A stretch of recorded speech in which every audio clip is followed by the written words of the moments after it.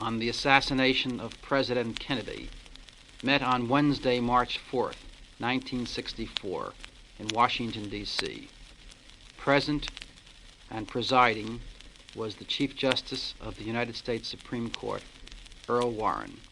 Also present were Senator John Sherman Cooper and Representative Gerald R. Ford. J. Lee Rankin, General Counsel to the President's Commission, was present, as was Norman Redlick, Special Assistant to the General Counsel. Also present were two assistants to Walter E. Craig, President of the American Bar Association. I had been called before the Commission, by the Commission, to testify on behalf of the investigation that I had conducted for my client, the late Lee Harvey Oswald. My testimony before the Commission follows. At the outset, gentlemen, I would like to call to the Commission's attention a matter which is somewhat peripheral, perhaps, and should the Commission determine it does not wish to hear my testimony in that regard, I will understand that decision. But I would like to call it to your attention, because although it is peripheral, I think it is related to both the assassination and the investigation into the assassination of President Kennedy.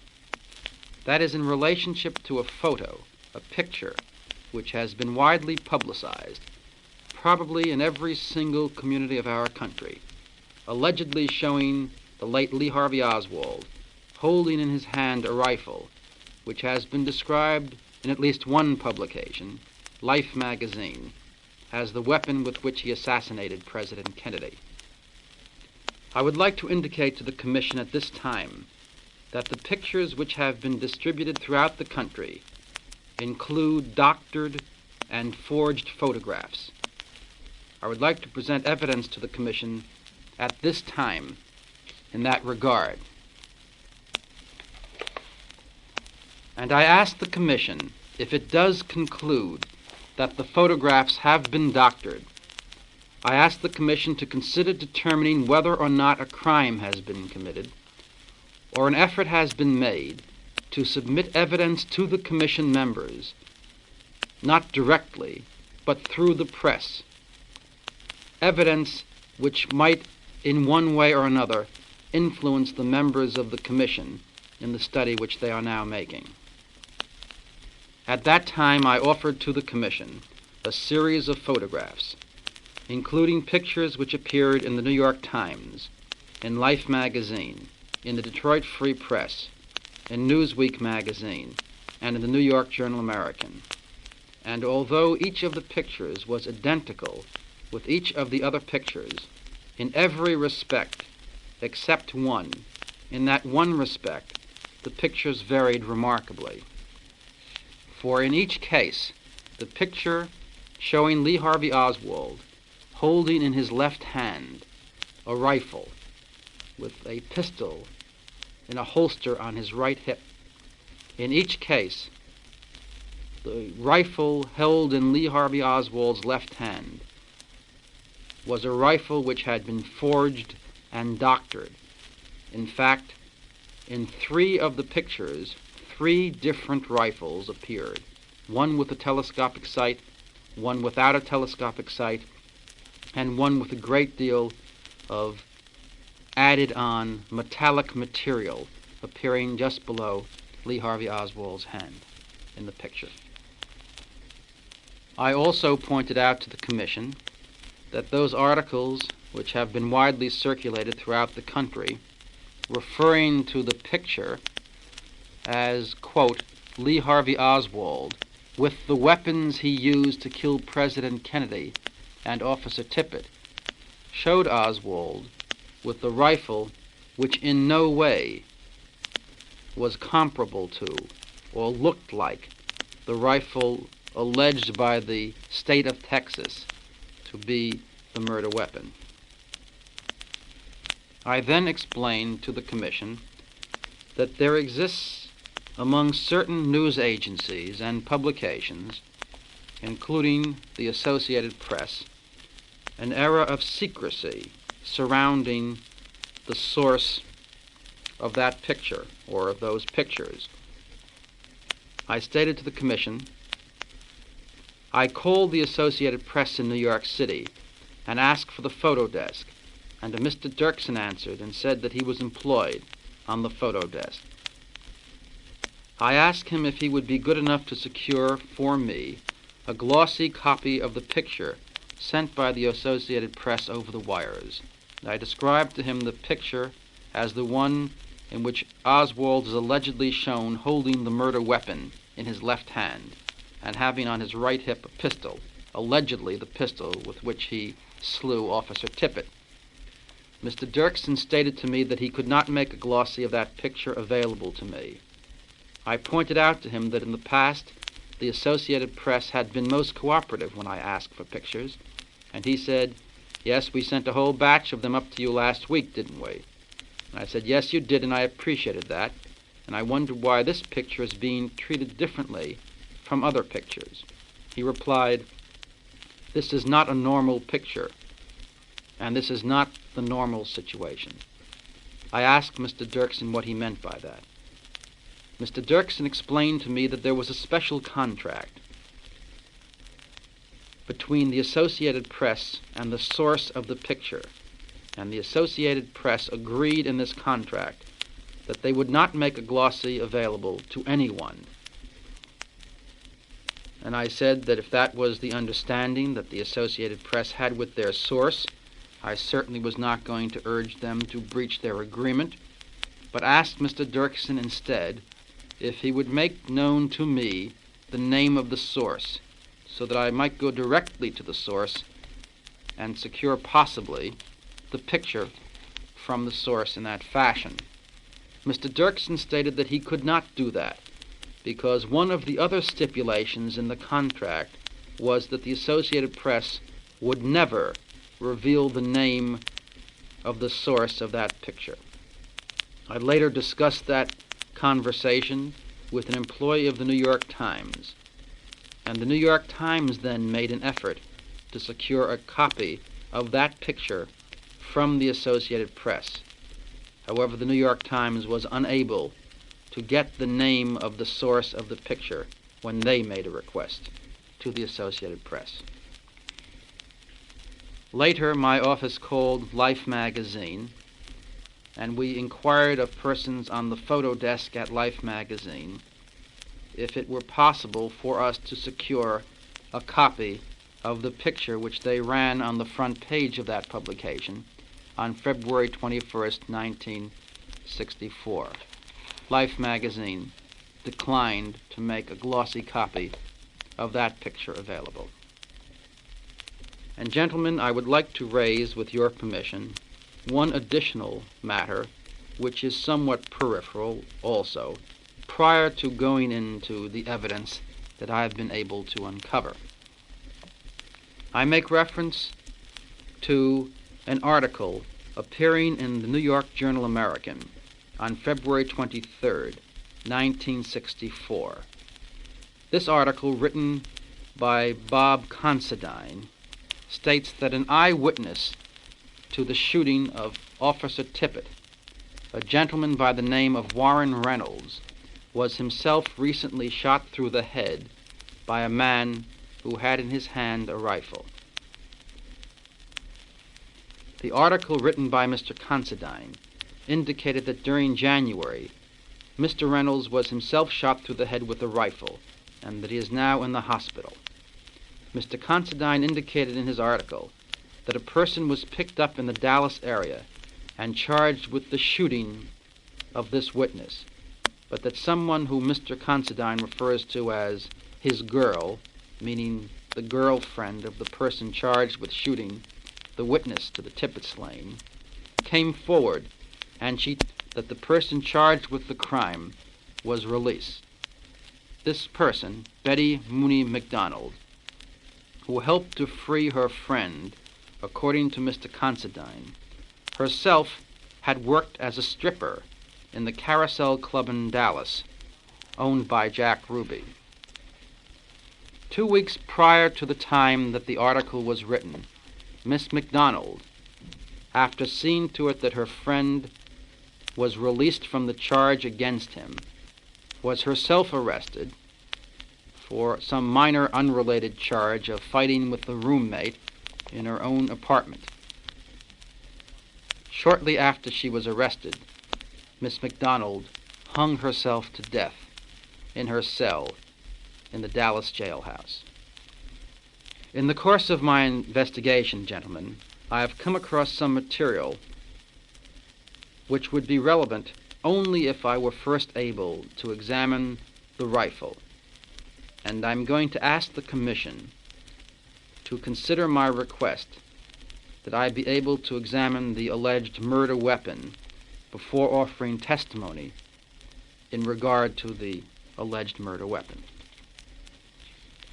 It has, of course, been alleged by the Chief of Police of Dallas and by the District Attorney of Dallas that Oswald was present on the 6th floor of the Texas Book Depository building during the very early afternoon of November 22, 1963, and that from that area he fired an Italian carbine, 6.5 millimeters.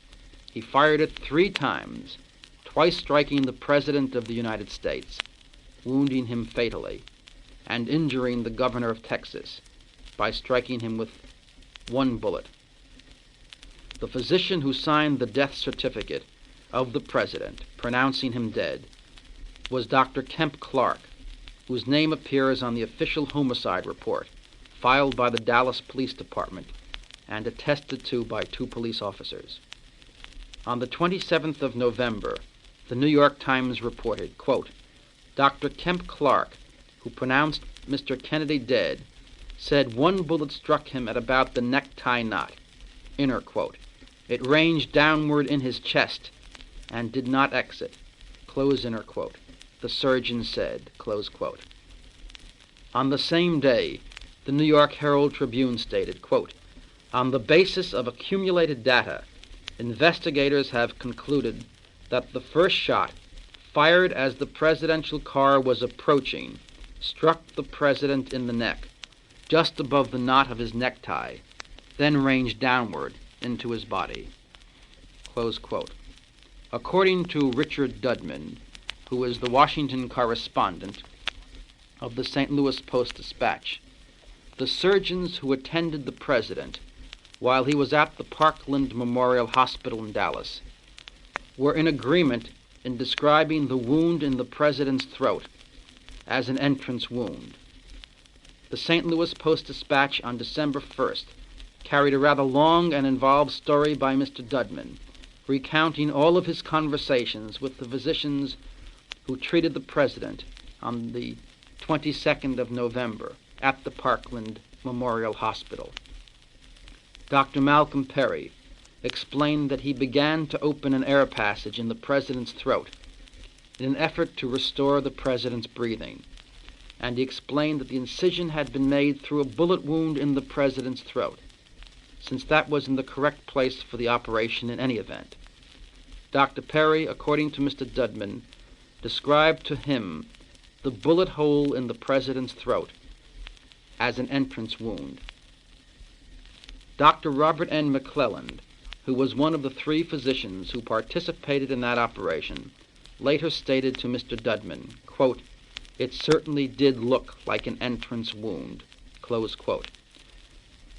Mr. McClelland went on to say that he saw bullet wounds every day in Dallas, sometimes several times a day, and that this did appear to be an entrance wound in the president's throat.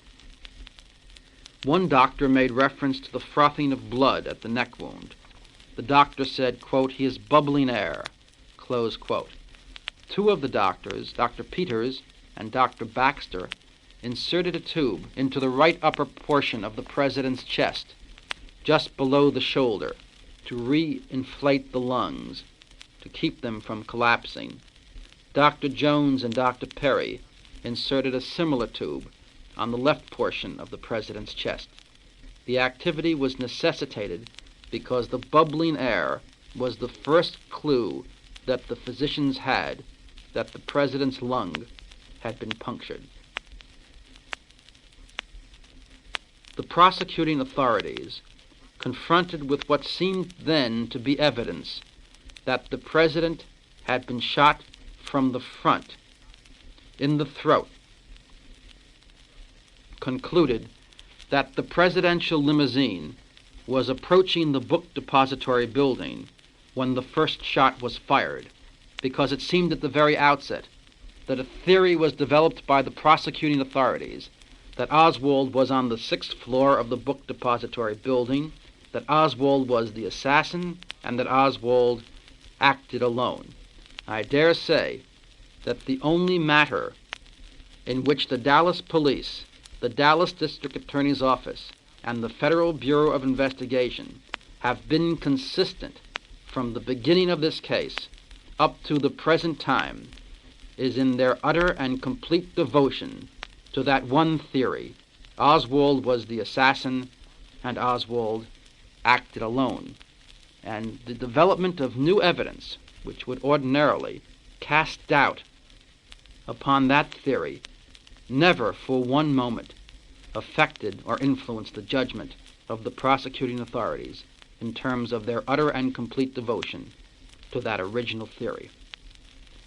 I think the record and an examination of the activities of the Dallas Police and the Dallas District Attorney's Office will in fact show that the only area where they have been consistent from the outset was that once this theory was enunciated, they stayed with the theory.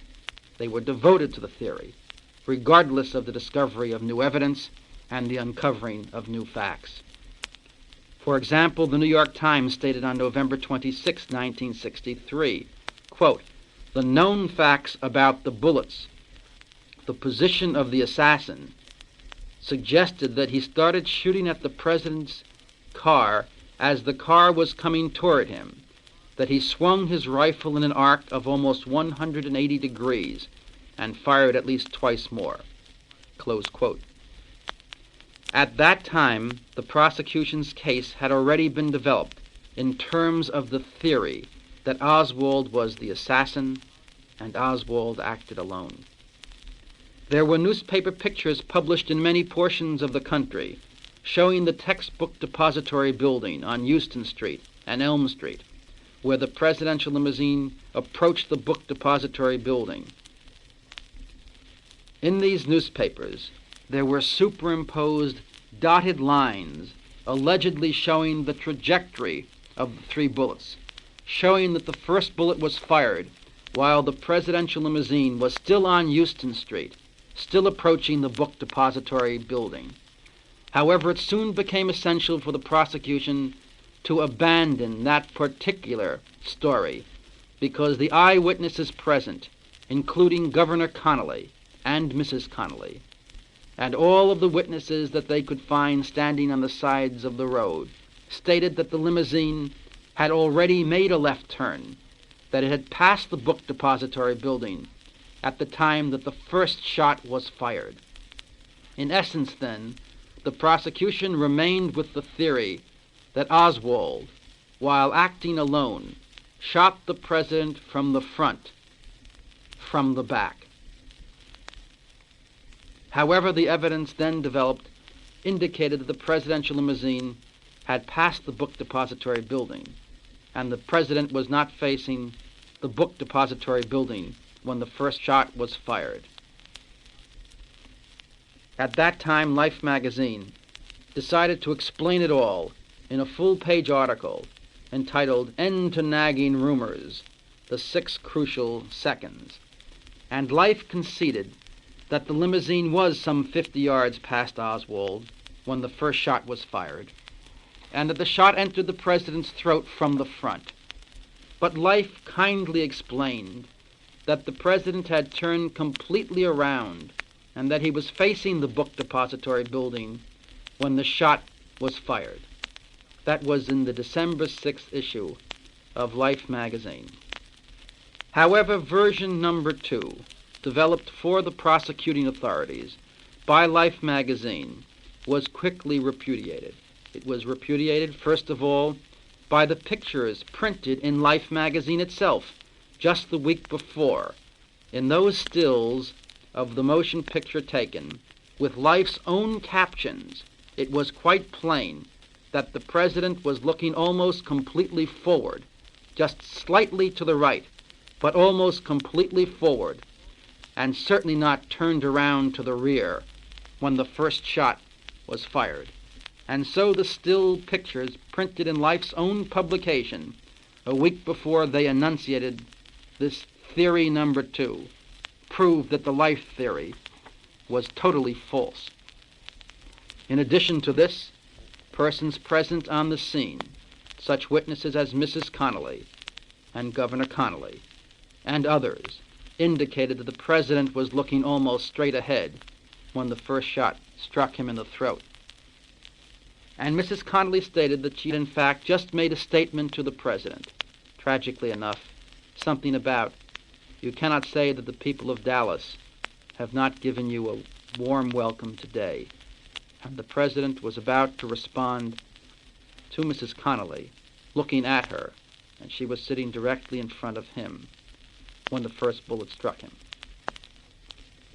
In order for the prosecution to remain with the theory, in the light of the new evidence, the theory that Oswald was the assassin, Oswald acted alone, something would have to give, and it soon became plain that the third try would have to result in a new examination of the medical evidence.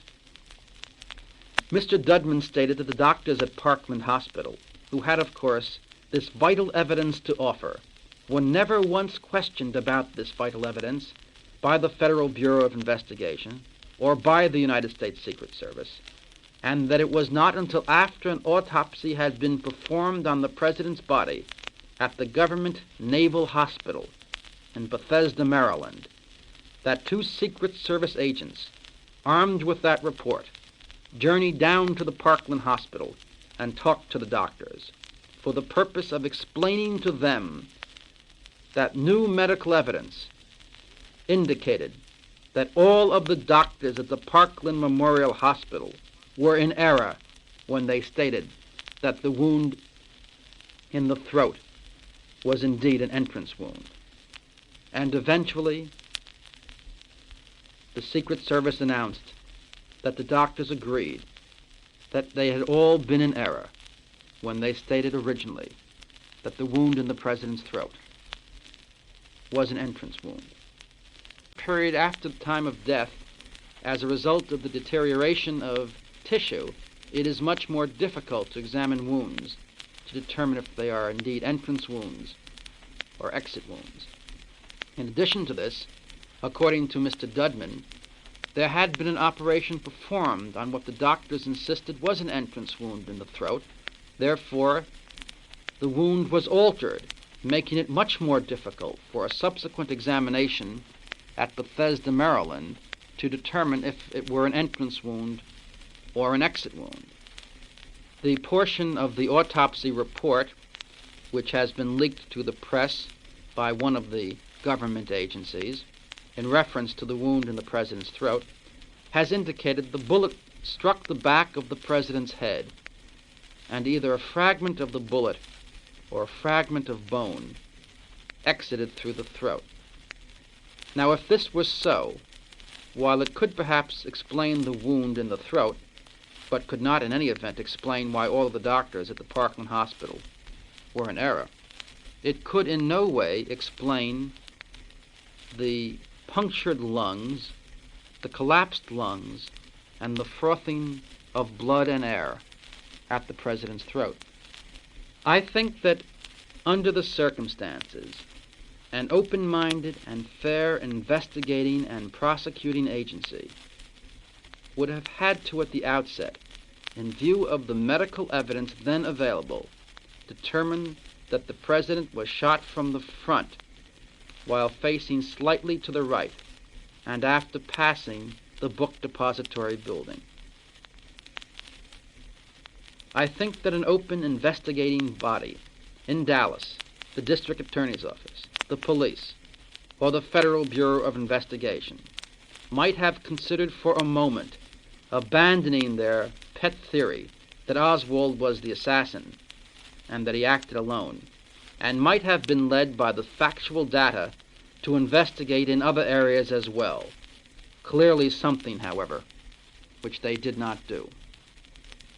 I have been informed by reporters from foreign countries who were covering the trial that some of them, in addition to being deeply concerned about the death of the president, were also concerned about the fact that they would probably not be able to leave Dallas for some time.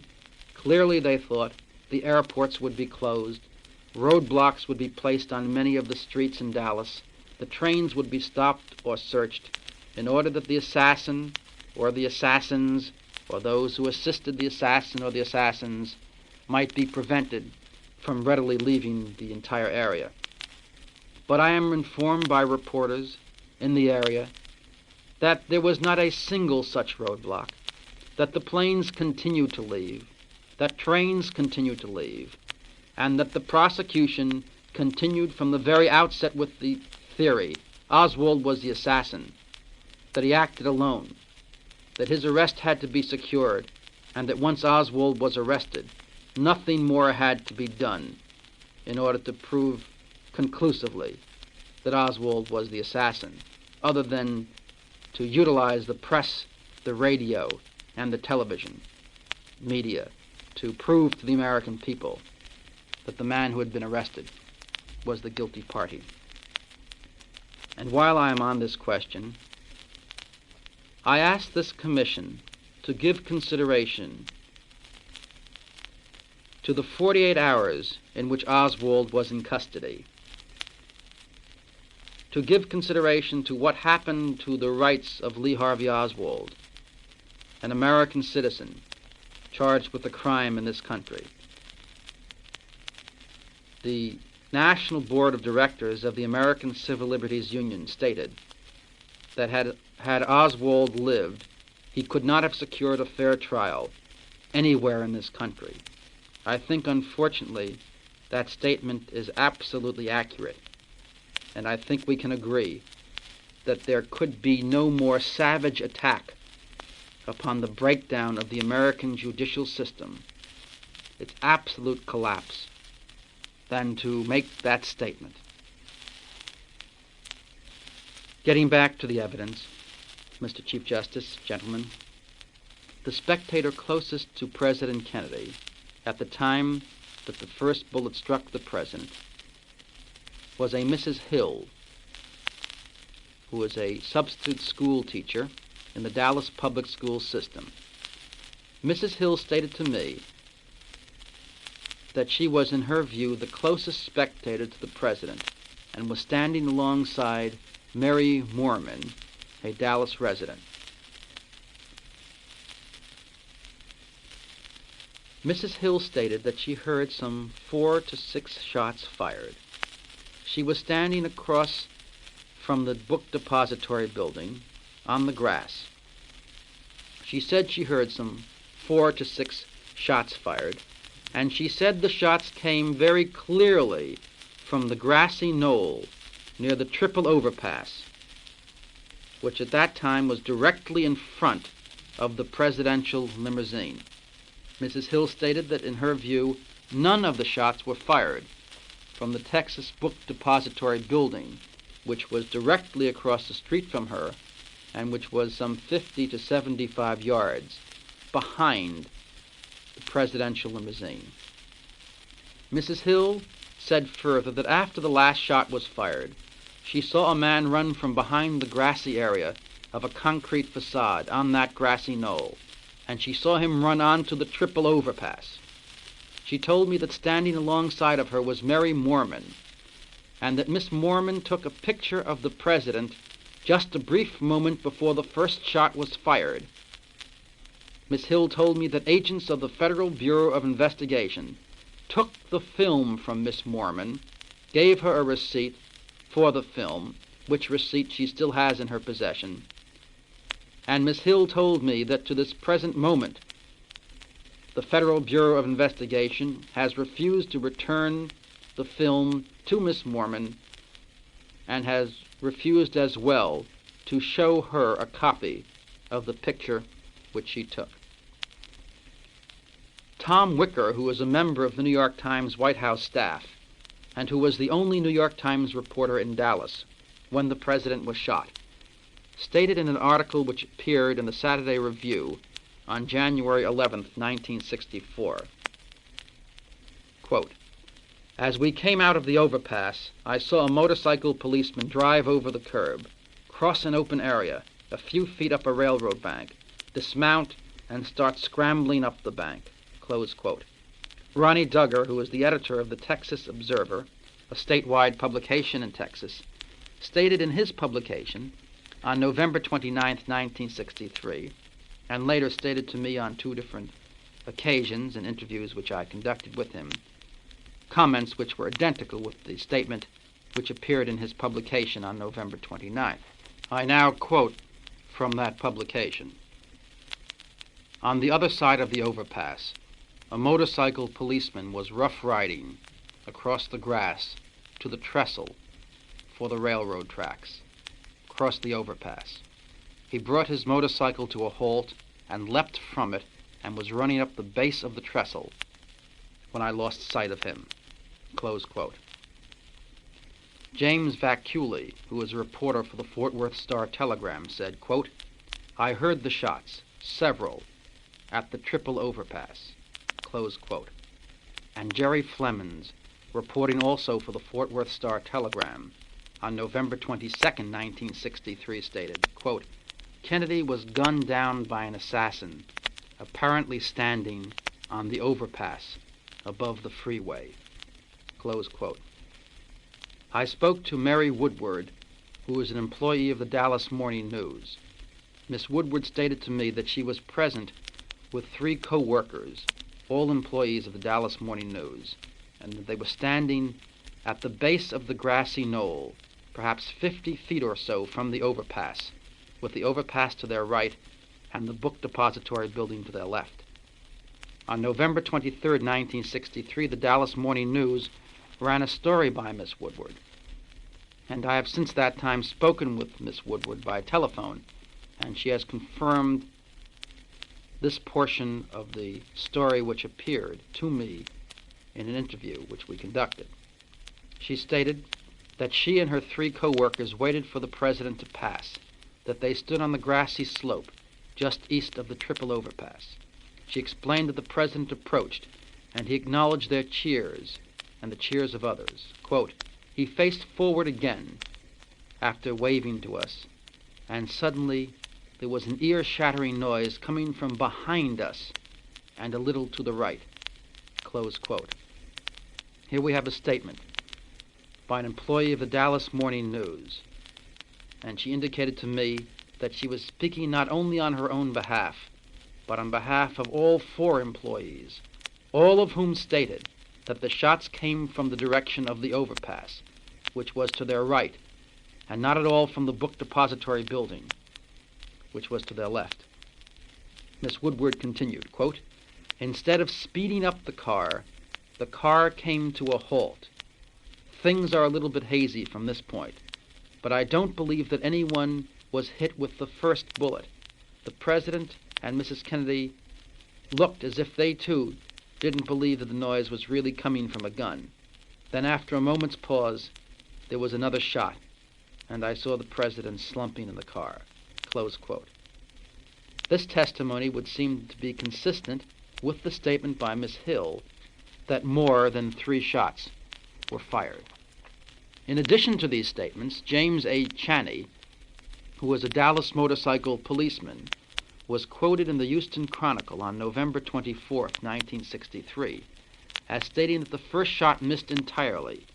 He said he was 6 feet to the right and to the front of the President's car, moving at about 15 miles an hour, and when the first shot was fired, he said, "I thought it was a backfire."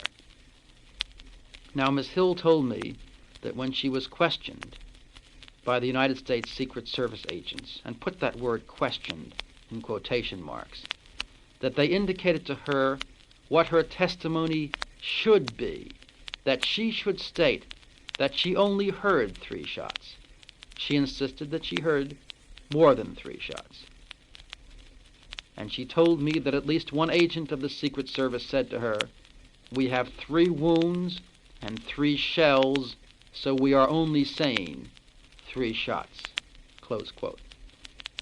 Then the agents of the Secret Service and the Federal Bureau of Investigation raised with her the possibility that instead of hearing more than 3 shots, perhaps she heard firecrackers exploding, or perhaps she heard some echoes in the distance. Despite this type of questioning by the Secret Service, Miss Hill continued to maintain, and maintains at the present time, that she heard more than 3 shots fired.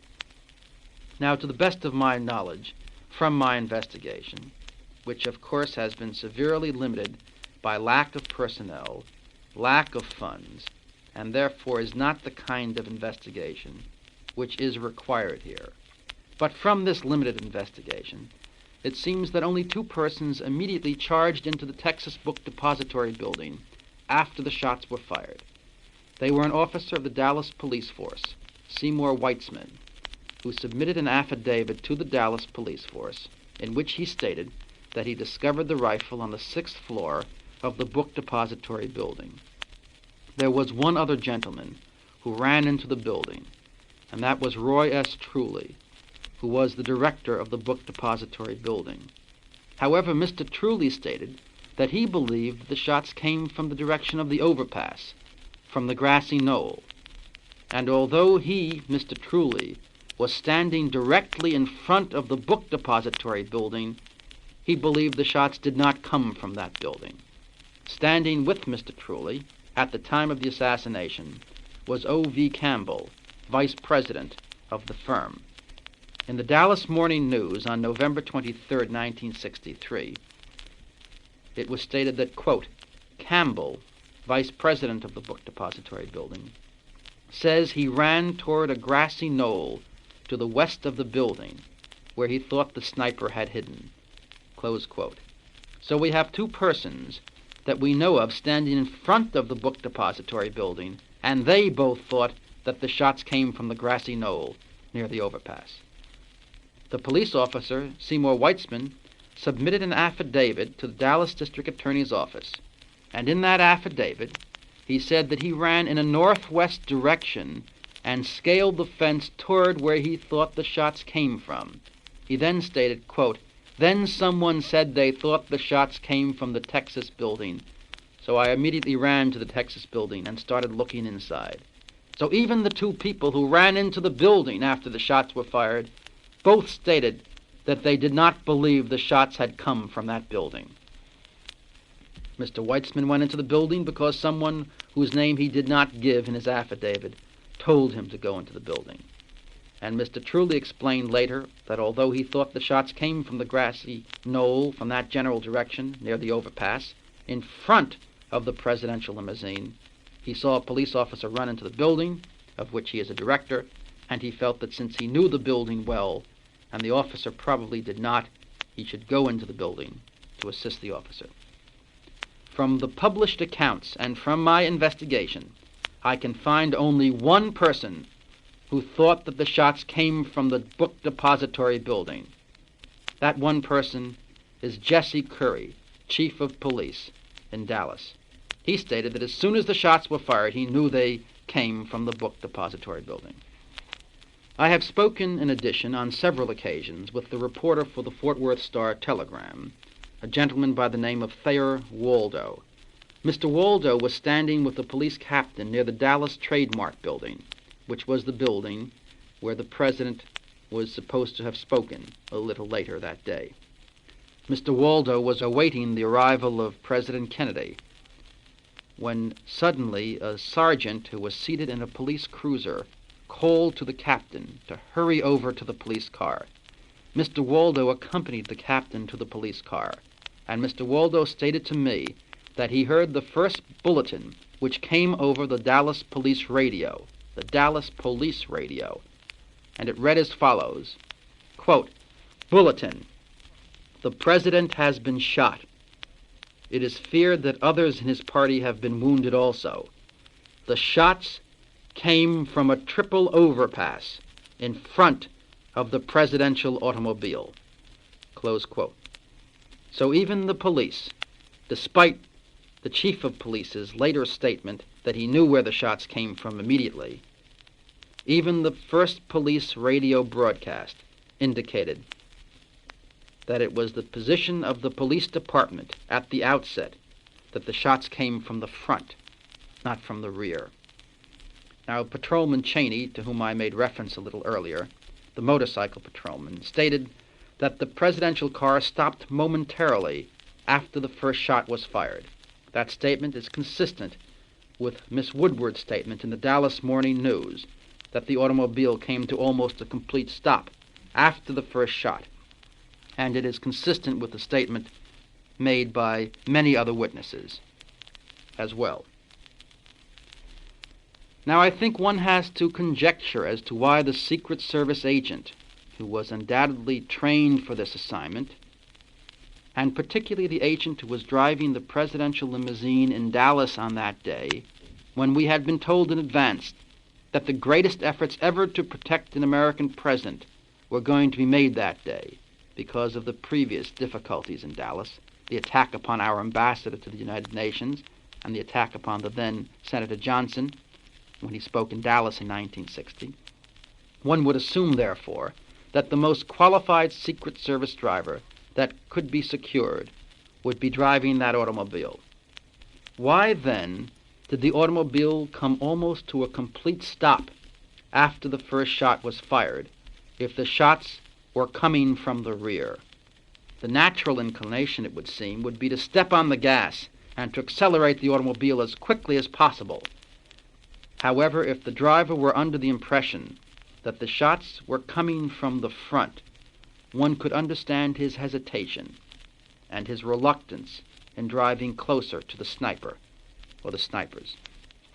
In addition, Roy Kellerman, who was the Secret Service agent sitting in the right-hand seat of the front of the automobile, according to the pictures published in Life magazine, was looking forward until the first shot was fired. Then he turned around quickly and saw that the president was injured. And the pictures reveal that Mr. Kellerman, in charge of the Secret Service operation in Dallas on November 22nd, then looked immediately forward in the direction of the overpass while the second shot was fired and while the third shot was fired. One would certainly expect that Mr. Kellerman was and is a trained observer and that he would not panic in such a circumstance, for which he has received very great training.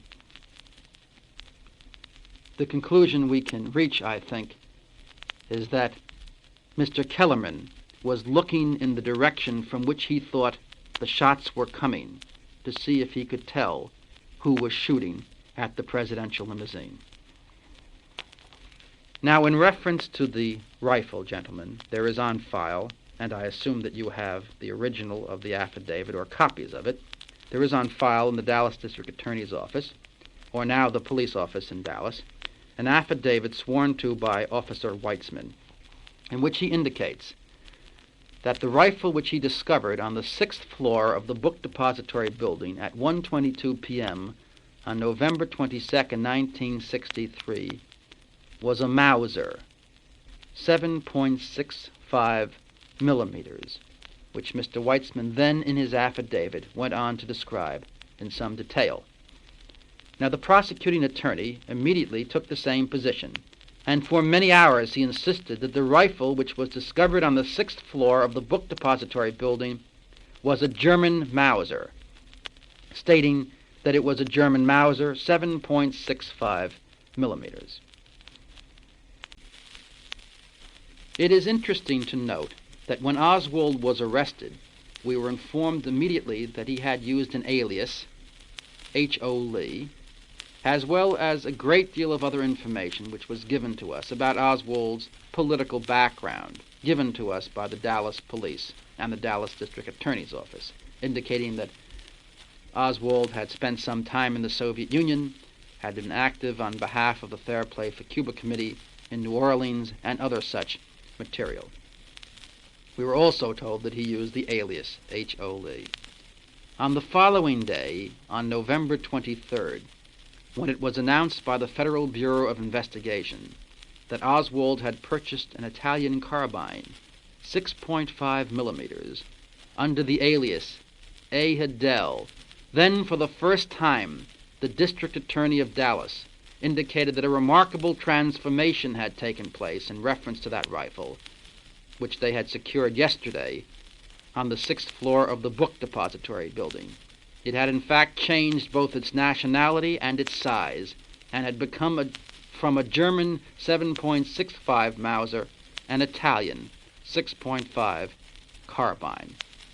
And further, Mr. Wade stated for the first time that as soon as Oswald was arrested, they knew that he had used another alias in addition to the alias H.O. Lee, because they said they discovered when Oswald was arrested on his person, in his pocketbook, an identification card made out to A. Hedel with a picture of Oswald on the identification card.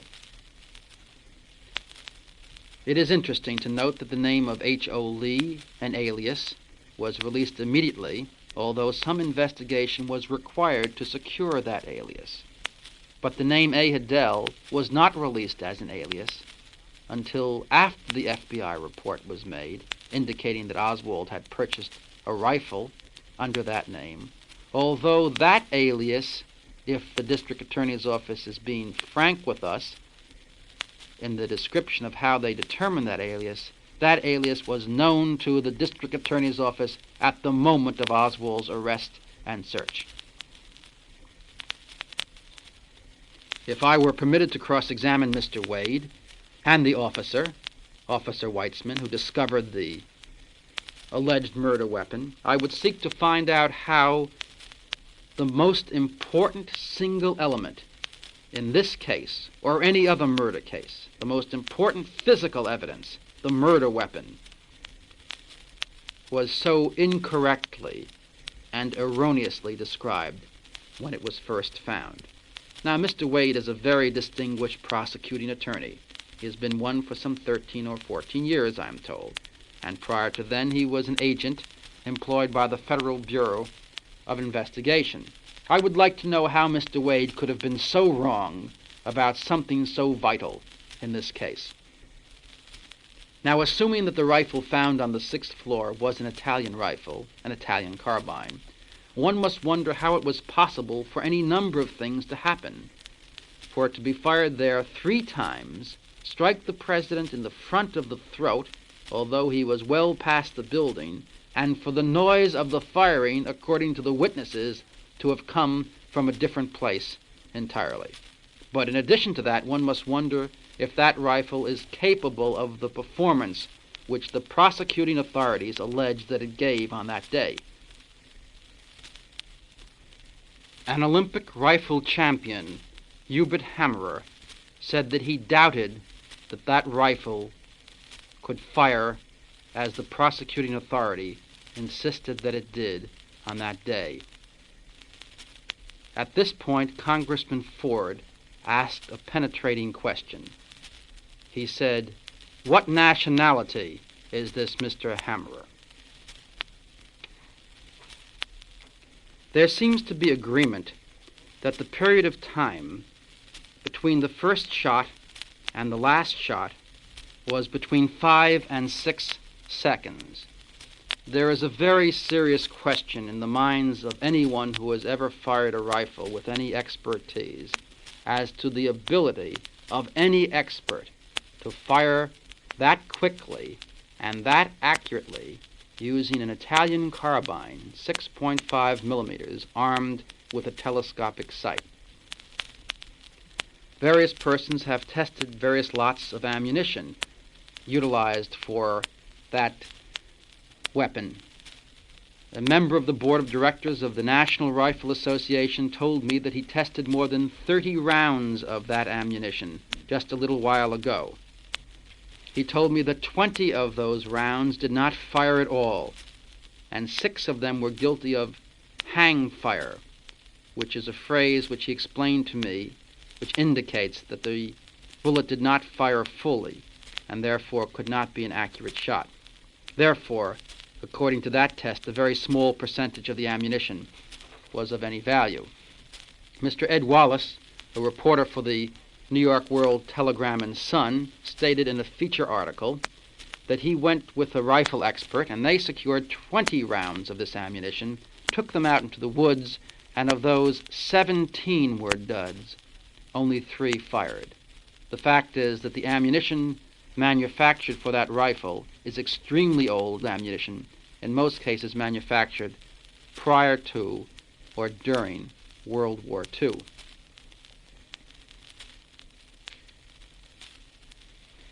While there may be some question as to whether or not a rifle expert could secure such excellent performance from such a rifle, or whether or not anyone could secure decent enough ammunition to secure such a performance, there is general agreement, absolute agreement, that only in the hands of a rifle expert could one attempt to come as close to that kind of shooting as it is alleged that Oswald did on November 22nd. Was Lee Harvey Oswald a rifle expert? The New York Times reported on November 23rd, quote, "As Marines go, Lee Harvey Oswald was not highly regarded as a rifleman," close quote.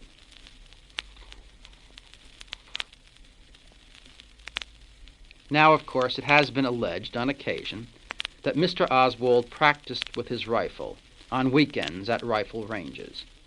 Mrs. Michael Payne, with whom Lee Oswald's wife and children lived during the 2-month period preceding the assassination, and where Lee Oswald himself spent every weekend for 2 months preceding the assassination, told me that Oswald could not ever have gone to a rifle range on a weekend, since she is able to account for his whereabouts during that entire 2-month period in terms of the weekends just preceding the assassination. Mrs. Payne stated that she knew that Oswald left work Friday afternoon and that he came to Irving, Texas at her home Friday afternoon, and he remained there until early Monday morning. She said that during that time, while she did not watch him every moment, there might in fact be times when she was gone from the house for a half an hour to go shopping, and she left the children behind for Lee Oswald to take care of. But she said that during that time, it was impossible for him to ever have sufficient time on a weekend to go to a rifle range and practice with a weapon there. Now, I spoke with Dial M. Ryder. Mr. Ryder is a gunsmith in Irving, Texas, employed at the Irving Sport Shop, and he told me that he mounted a telescopic sight on a rifle for a man named Oswald during November 1963. Now, unfortunately, Mr. Ryder does not recall, since that was at the beginning of the deer season, and a lot of people were getting rifles fixed or repairs or sights mounted on them during that time in the Dallas-Irving area. He does not recall what this gentleman who said his name was Oswald looks like. But he does know that a rifle was brought to him by someone whose name now appears in his record as Oswald, and that he drilled 3 holes into the rifle for a mount for a telescope. He stated he had seen only 3 rifles which required 3 holes for a telescopic mount: a .303 British Enfield, an A303 American Springfield Army surplus rifle, or an Eddystone, which is also an American surplus rifle. He said, therefore, he did not attach a telescopic sight to the Italian carbine, because he would, in that case, have drilled only 2 holes, and his records prove that he drilled 3 holes for a person whose name was, he claimed, Oswald, when he brought the rifle in. Now, Mr. Ryder's employer called all of the Oswalds in the Irving and Dallas community and was unable to find anyone there who stated they had brought a rifle in to have a telescopic sight mounted during November. I also talked with Milton Klein, who is the owner of Klein's Sporting Goods store in Chicago. I spoke with him within the last 2 or 3 days, and he told me that he mailed an Italian carbine to Dallas, not to Oswald, but to someone named A. Hiddell, and that the rifle he sent out already had the holes bored into the carbine, and the telescopic sight was already mounted and attached to the rifle. Augusto Marcelli, who is a correspondent for an Italian publication, stated to me that he had spoken earlier with Mr. Klein, and Mr. Klein said to him that the FBI said, "You better keep your trap shut," close quote. When I spoke with Mr. Klein, he indicated to me that he did not wish to discuss any aspect of this matter, and I asked him if that was because he was told not to talk with anyone about this case, and he said, "Yes, that's the reason." And I said, "Who told you that?" And he said, "The FBI agents told me, ordered me not to discuss this case." I pointed out to Mr. Klein that if he did not wish to discuss the case with me, he need not discuss it with me. But in our democratic society, the Federal Bureau of Investigation neither can any other secret police, order anyone not to discuss a case, and that such an order to him was not a valid order, and that if he wished to discuss the case with me, he could, and so he did. He told me what I informed you, that the FBI told him not to discuss the case, and that he mailed this rifle with the holes already bored and with the telescopic sight already mounted to someone named A. Hiddell. He also stated that no ammunition was purchased from me by Hiddell at that time or since that time. Gentlemen, I read recently in the Dallas Times-Herald that on November 25, 1963, a statement was made by Mr. Wade to the Times-Herald in response to the question, "What would you say was the most important single piece of evidence tying Oswald to the crime of the century?" And Mr. Wade responded, quote, "If I had to single out any one thing, it would be the fingerprints on the rifle and on the book cartons which were used to prop the weapon on." On the very same day, the World Telegram and Sun reported, quote, Federal authorities have concluded that no readable print was found on the murder weapon when it was flown to Washington for laboratory studies, close quote. There have been certain leaks that a fingerprint was discovered on the bolt of the rifle. If that is so, it would be remarkable if it were a print belonging to anyone other than Captain Fritz, chief of the homicide squad in Dallas, because according to the affidavit signed by Officer Weitzman, who discovered the alleged murder weapon, and I'm quoting from the affidavit now on file, quote, "The time the rifle was found was 1:22 p.m. Captain Fritz took charge of the rifle and ejected one live round from the chamber. I then went back to the office after this," close quote. Now you know, if you have worked with that rifle, or any Italian carbine, that the bolt does not work too easily.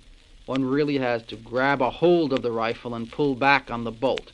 It would be unusual indeed if a fingerprint belonging to someone other than the person who did that survived. The first statement made by Mr. Wade in reference to the taxi driver who he alleged drove Oswald generally from the scene was a driver by the name of Darrell Click. Now that statement was not made in the first hours of the arrest, when there was a great deal of confusion. That statement was not made until after Chief Curry had announced to the press in Dallas on that day, November 24th, that the case was closed and there would be no further investigation. Oswald was the assassin, he had acted alone, and he was dead. However, as a resultant change of policy, the district attorney's office decided to reopen the case and have Mr. Wade assume a position in front of the radio and television microphones and cameras of the nation and of the world. And on that evening, November 24th, almost 2 days after Wade had stated that he had an ironclad case against Oswald, he then stated that he was going to offer the evidence, quote, "for you, piece by piece." And part of the evidence which he had secured was the proof that a taxi driver named Darrell Click drove Oswald roughly from the scene to Oswald's home. When I was in Dallas first, on January 2nd of this year, I spoke with a Mr. Roseborough of the Teamsters Union. The Teamsters Union has organized the taxi drivers in Dallas, and asked him if he knew or he could give me any information about Darrell Click. He said he did not have the name in his files, but Texas being a right-to-work law state, it is possible, he said, that Mr. Click was a driver but not a member of his union. He referred me to the personnel department of the City Transportation Company, which he told me was the one company monopoly running all of the taxis in Dallas. I spoke with the City Transportation Company personnel office. The office checked the records and stated to me that there was no Darrell Click who drove a taxi in Dallas. Sometime after Mr. Wade stated that Darrell Click was the taxi driver, he then changed his mind, in the light, evidently, of the evidence showing that there is no Darrell Click who is a taxi driver in Dallas, and then Mr. Wade stated that the person who drove the taxi was named William Whaley. It is therefore alleged by the prosecution that Oswald, after firing upon the presidential limousine, walked the entire floor from the front of the book depository building to the rear of the warehouse, almost to the extreme rear of the warehouse, where he placed the rifle and where it was later found, and then Oswald took the stairs at the rear of the book depository building and walked down 4 flights until he arrived at the 2nd floor, and then he walked to the Coca-Cola machine, which was at the front of the building, meaning he crossed the entire warehouse floor again, and he purchased a Coca-Cola and was sipping it when a police officer arrived with a gun drawn to question him briefly.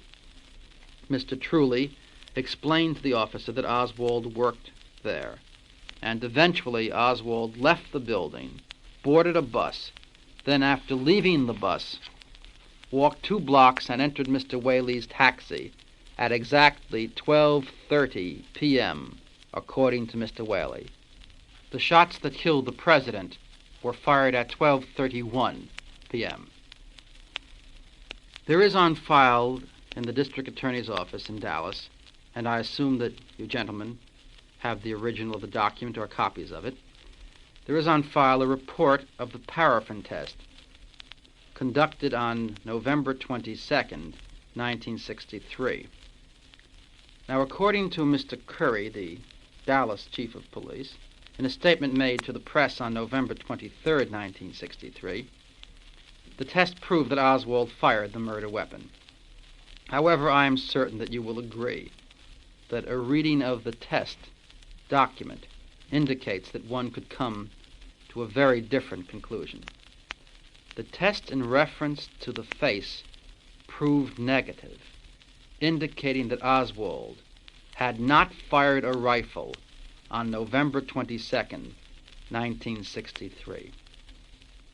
That was the statement in terms of the negative aspect of the test conducted on Oswald's face by Louis L. Anderson on November 23rd, 1963, in a document which he submitted on behalf of the Dallas City County Crime Investigation Laboratory.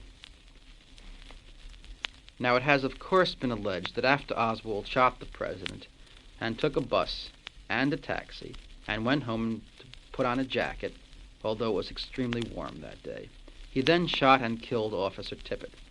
The affidavit in the district attorney's office indicates that a person saw a stopped police car, walked up to the police car, leaned on it with his arms on the window, and then stepped back a step or two, evidently invited the officer out of the automobile, and when Officer Tippet stepped out of the automobile, this person shot Officer Tippet to death. The affidavit is particularly sparse in reference to the description of the assailant, the man who killed Tippet, although the eyewitness stated that she was just 50 feet away. Her description of this person, the assailant of Officer Tippet, is found in 2 different portions of her affidavit. He was a young white man. Now, I spoke with the eyewitness, the person who signed the affidavit, Helen Louise Markham, and Mrs. Markham told me that, first of all, she was 100 feet away from the police car, not 50 feet as it appears in the affidavit. But she gave to me a detailed description of the man who she said she saw shoot Officer Tippet. She said the man was short, on the heavy side, and his hair was somewhat bushy. I think it is fair to state that an accurate description of Oswald would be that he was average height, quite slender, with thin and receding hair. I asked Mrs. Markham, when I spoke with her, if anyone had asked her not to discuss this matter with me. At first she seemed reluctant, and then she said she was reluctant because I called her at her place of employment, the Eat Well Cafe in Dallas. I tried her at home prior to then on many occasions, but her phone, which belongs to the whole rooming house, was always busy. I apologized for calling her at her place of employment, and she still seemed reluctant to talk to me. I asked her if anyone had asked her not to talk about this case with anyone, and she said yes, she had been ordered by the FBI, by the Secret Service agents, and by the Dallas police, by all three groups, not to discuss anything in relation to this case, and that by and large she had not talked with anyone about the case. I would like to call to the Commission's attention the entire brief narrative of this entire case as presented by the Dallas District Attorney's Office, presented on the 24th of November.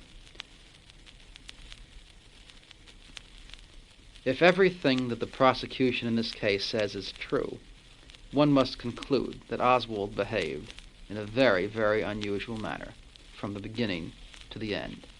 He decided on Thursday, November 21st, that he was going to assassinate the president, we're told. And so he decided to go back to Irving, Texas, to secure a rifle there in order to carry out that purpose.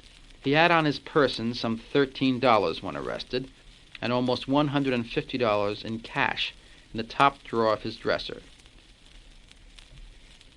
One can purchase a rifle for less than $13 in many, many stores in Dallas. There is no question about that.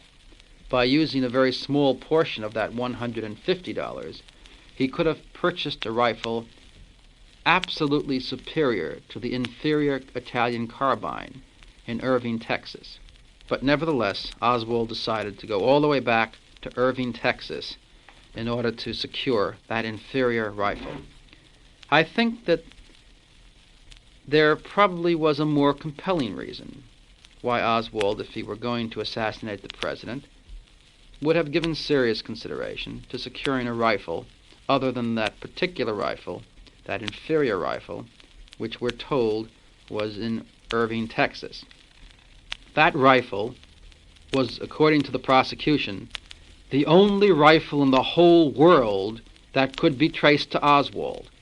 One can purchase a rifle in almost any community in this country, certainly in Dallas, without any notoriety attaching to it, without giving one's name or address, without having a serial number jotted down by the person who sells the rifle. But here we have Oswald, we're told, going home to get an inferior rifle, which rifle is the only rifle in the whole world which can be traced to him, which rifle he is going to leave behind as a calling card after assassinating the president. And so he goes home to Irving, Texas, and he gets this rifle, and he wraps it up in some brown paper, we're told, and he brings it into the book depository building. Now this rifle can be broken down, and it becomes a little shorter, but Oswald did not break it down. He carried it in his hands more than 3 feet long, and he carried this rifle into the book depository building, which, gentlemen, I suggest is a most remarkable accomplishment. This was going to be, we were told, the greatest series of precautions in the history of the United States to protect an American president. And here was Lee Harvey Oswald, suspected certainly by those with the political orientation of the Dallas police and the FBI, suspected because he had defected to the Soviet Union, because he married a Russian national, because he was active on behalf of the Fair Play for Cuba Committee in New Orleans, a man who has secured a discharge less than honorable from the United States Marine Corps. And here is this man working in the book depository building, which is exactly on the presidential route. And not only is it on the presidential route, but it is the only building in the area where the presidential limousine, which traveled through the city of Dallas at some 30 miles an hour that day, according to Congressman Henry Gonzalez of Texas, who was in the fourth car behind the presidential limousine. This is the one area where the limousine is going to have to slow down to make an extremely sharp left turn right in front of the book depository building. And despite all of the precautions that were taken that day, and I have been informed that such precautions were taken in Dallas on that day by the Dallas police and others charged with the protection of the president, that people who did nothing more than publicly speak out in favor of integration of the school system were followed on November 22nd in Dallas as potential assassins. Nevertheless, Oswald, with that political background, was permitted to walk into the book depository building where the Federal Bureau of Investigation knew that he was employed, carrying with him a full rifle more than 3 feet long in his hands. I suggest that the Federal Bureau of Investigation knew that Oswald worked at the Texas Book Depository building, which was on the presidential route. A Federal Bureau of Investigation agent by the name of Hosty had visited the home of Mr. and Mrs. Payne in Irving, Texas, during September and October. He visited that home on more than one occasion. On each occasion, he was told by Mrs. Payne that Oswald lived there only on weekends, that during the week Agent Hosty of the FBI could find Oswald at his room in Dallas, where he stayed during the week, or during the daytime the FBI could find Oswald where he was employed, at the Texas Book Depository building. Well, to get back to the prosecution narrative, or narrative according to the facts presented by the prosecution, Oswald was on the 6th floor, fired at the presidential limousine, not as the automobile approached the building, not when the automobile came extremely close to the building, so close that possibly even with that weapon one could have shot the occupants of the automobile from that window. But it is now alleged that Oswald never shot at that time. He did not fire the first shot until the presidential limousine was 75 yards beyond the building and picking up speed, gaining momentum, as it had passed the last building in Dallas that it was going to pass and was about to enter onto the expressway. Then Oswald walked the entire floor, or ran it, the entire floor of the warehouse to the rear of the building, placed the rifle on some boxes where it would be visible so that anyone who arrived on the floor could see it quickly, went to the rear stairs, walked down the 4 flights to the 2nd floor, then to the front of the building again, where he purchased a Coca-Cola, and made no effort to leave the building at that time. Evidently he was going to wait until the building was surrounded by the police before attempting to leave it. He stayed at the top of the stairs near the Coca-Cola machine, long enough so that a police officer could come up and place a pistol toward him, and Roy Truly, the director, then intervened, indicating that Mr. Oswald was employed at the building at that time, and the officer then went on to do other things in the building. Later on, I believe, he found the rifle. Mr. Truly stated that Oswald was quite calm when the officer approached him on the stairs. He said that although he did seem a little concerned about that pistol being pointed at him, he nevertheless seemed to be quite calm. The next thing we heard from the prosecution in their opening or closing statement to the television cameras on November 24th, after Oswald was killed, was that Oswald then was on the bus. Well, if Oswald boarded the bus, where the bus driver claims that he did, although Mr. Wade, I'm afraid, somehow misstated the affidavit and the statement by the bus driver, but if Oswald did in fact board the bus where it is alleged by the bus driver that Oswald boarded the bus, then we must assume that Oswald left the building and walked or ran 7 blocks to secure a bus which was going to take him directly back to the book depository building, the building which we were told Oswald was trying to flee from after assassinating the president. I would refer you to this story by Hugh Ainsworth in the Dallas Morning News, published during the first week after the assassination. Hugh Ainsworth and Larry Grove, published on November 28th in the Dallas Morning News. This story headed, "Oswald Planned to Ride by Scene," in which there are statements from the bus driver, a gentleman named C.J. McWaters, in which Mr. McWaters indicates that Oswald entered the bus at Elm and Griffin, and further indicates that the bus was going to go 7 blocks further west and turn at Houston Street, exactly at the scene of the assassination, or at least at the scene of the Texas Book Depository building. So Oswald traveled 7 blocks in order to secure a bus which would take him back to the place that he had just left.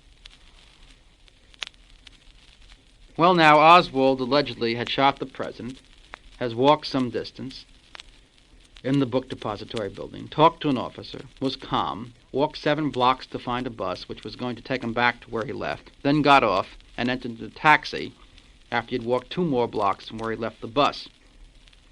And this taxi entered, of course, a minute before the president was shot, if the taxi driver's log is accurate, after Oswald had done all of these things, after allegedly having shot the president and the governor.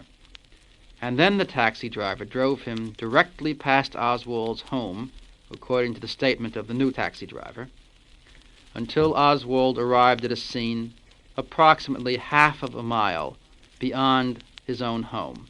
Then Oswald left the taxi, walked or ran back half a mile to secure his jacket, although leaving behind some $150 in the dresser drawer.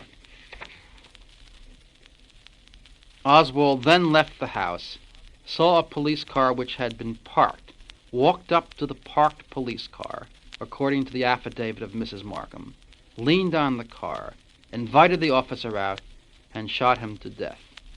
And then, after having assassinated the president, wounded the governor of Texas, killed a police officer, Oswald went to the movies. And when he arrived at the movie house, he was so agitated that persons outside of the theater and inside of the theater saw Oswald acting in a most agitated state. The cashier, who was outside selling tickets, saw Oswald move inside of the theater from one seat to another, and the police were called, and Oswald was arrested. Of course, one might wonder why Oswald, who might have thought that he had made a clean getaway while in the Texas theater unobserved, would become all of a sudden so extremely agitated when just a moment after he allegedly shot the president and the governor, when the policeman came charging up the stairs pointing a pistol at him, about to arrest him for these 2 terrible crimes, he was calm, according to Mr. Truly. He became agitated, evidently, only when he thought that he had secured his getaway. Those of us who saw Lee Oswald on television in his very brief appearances, prior to the time that he was shot to death in the basement of the Dallas courthouse while handcuffed to 2 law enforcement officers, would conclude, I think, that it's fair to state that Oswald seemed rather calm under the circumstances while in police custody, considering the terrible charges which had been placed against him. So he was calm when about to be arrested for the assassination, calm when charged with these 2 terrible crimes, but agitated and upset only when he had made what he might have thought to be a clean getaway and was present in the movie theater. Mr. Chief Justice, members of the Commission, I would like to conclude my remarks on this note. I hope the Commission will give consideration to my request, which I now renew. My request that I be permitted, at the request of Marguerite Oswald, the mother of the accused defendant, to to represent the interests of Lee Harvey Oswald before this commission, to have access to the material which you have access to. I ask for the right to cross-examine witnesses and to present evidence of our own. It is not usual for an attorney representing a party to be called before a commission to testify. Rather, it is the function of counsel to present witnesses and to cross-examine those who testify against his client. That has always been my role in a criminal case. I don't believe that I've ever testified before on behalf of the client. If it is the Commission's position that this is not a trial in any respect, and therefore Oswald is not entitled to counsel, that is a position from which I would like to respectfully offer a dissent. The fact that Oswald is not going to have a real trial flows only from his death, for which he is not responsible.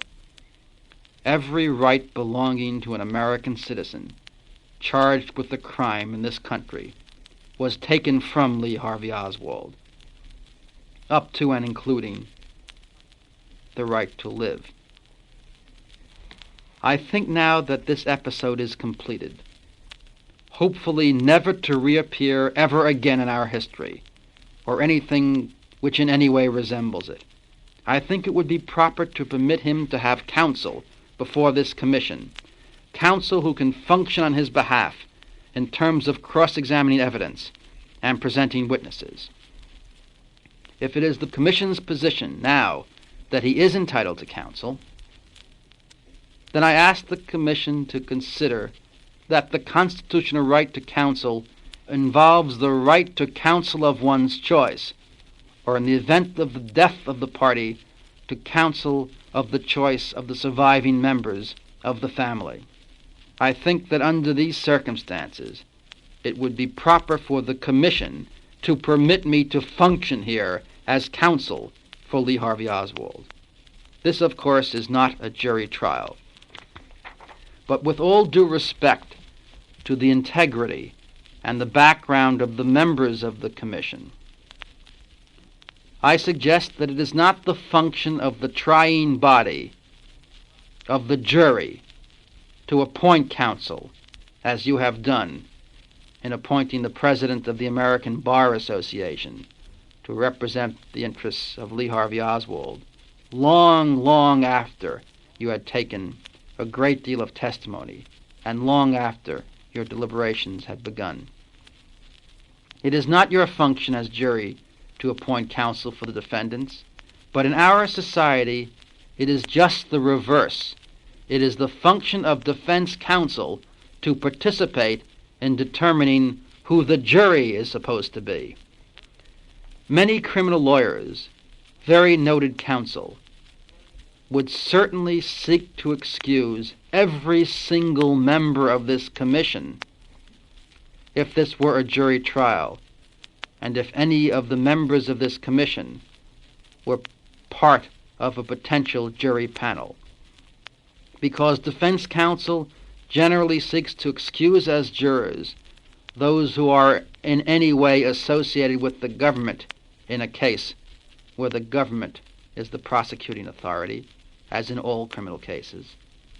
But here we have the government appointing the jury, and then the government-appointed jury, all of whom are government-related, picking counsel, who also is government-connected at this time.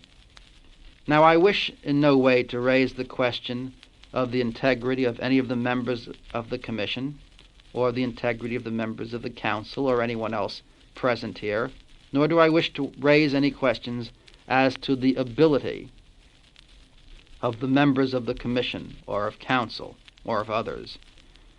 But that truism about equality has some meaning in terms of impartiality as well. Everyone is impartial, but some are more impartial than others. And counsel, in order to function, I believe must be totally independent and totally committed to the responsibility of representing his client. But above all, he must be secured by someone who has the ability to speak for the deceased, in this case, his mother. And under those circumstances, I renew my request that I be permitted to, at the request of Lee Harvey Oswald's mother, who is his survivor, to function before this commission as defense counsel on his behalf. The Chief Justice denied my request that I be permitted to function as counsel for Lee Harvey Oswald, and indicated that the President of the American Bar Association would serve as counsel for Lee Harvey Oswald.